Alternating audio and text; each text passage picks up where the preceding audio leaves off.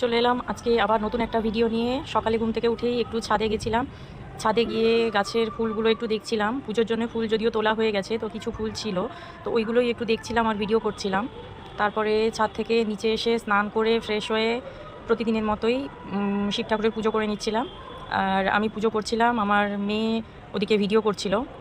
তো ও বলল আমি একটু ভিডিওটা করে দেবো, তো তাই জন্যই ও ভিডিওটা করে দিচ্ছিল। তারপরে পুজো শেষ করে চলে গেলাম রান্নাঘরে। রান্নাঘরে গিয়ে সবার আগে চিয়া সিডসটা খেয়ে নিলাম। চিয়া সিডস খেয়ে বাচ্চাগুলোকে দুধ বিস্কুট খেতে দিলাম, কারণ আজকে থেকে ওদের ছুটি পড়ে গেছে, ওরা স্কুল যাবে না। তো সেই জন্য ওদেরকে দুধ বিস্কুট খেতে দিয়েছিলাম। তো মেয়ে বললো খেয়ে দিয়ে মাসিমণির বাড়ি যাবে, তো খেয়ে দিয়ে ওর মাসিমণির বাড়ি চলে গেছিলো। তো ছেলে দুপুরবেলা একাই ছিল। তারপরে এটা সন্ধেবেলা ঠাকুরের কাছে ধূপ জ্বালালাম। ধূপ তো আমি জ্বালাই না, প্রদীপ জ্বালাই। প্রদীপ জ্বালানোর পরে ঠাকুর ঘরে গেলাম। আজকে যেহেতু দুর্গা মায়ের বোধন, তো আজকে আমাদের বাড়িতে দুর্গা মায়ের ঘর উঠছে, তো সেই জন্যেই এই আতপ চালের ফোঁটাটা দিলাম।